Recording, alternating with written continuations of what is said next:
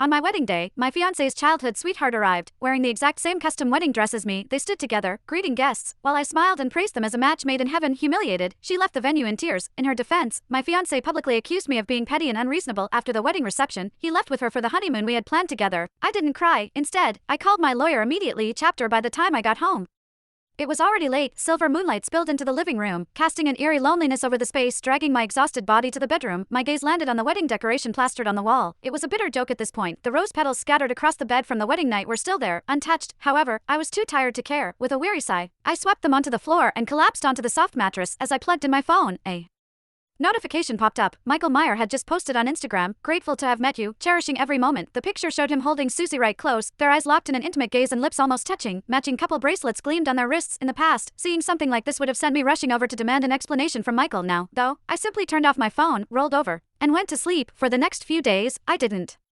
hear a word from Michael. The only signs of his existence came through my feed, where he kept posting about Susie. It was of them hugging, traveling, and smiling for pictures. I didn't care. Instead, I contacted a lawyer to start the divorce process. Michael and I had been together for 6 years. We were high school sweethearts who married right after college. Impulsively signing the papers, there was no big wedding, but he had given me a beautiful ring, a sincere promise, and, back then, his whole heart. Now, the love was gone, leaving nothing but a mess. 2 weeks later, as I sat at home reviewing the lawyer's first draft of the divorce papers, I suddenly heard the front door unlock. I looked up just in time to see Michael walk in hand with Susie. Our eyes met. A flicker of guilt flashed across his face before he hastily let go of her hand, his tone unnaturally stiff as he spoke. "Susie's never been abroad before, so I took her." He continued, "You were busy with work anyway, so I figured I might as well take her." I cut him off by shifting my focus back to the divorce papers, nodding absent-mindedly. "Okay." His words caught in his throat. Seeing that I wasn't reacting at all, his frustration grew, and his voice turned cold. "Seriously, I told you that Susie's never been abroad before. That's why I took her anyway. It's just a honeymoon. It's not like we can't go later. What's your problem? I've told you 1,000 times. Susie is." I finally interrupted his babbling, my voice calm and unwavering.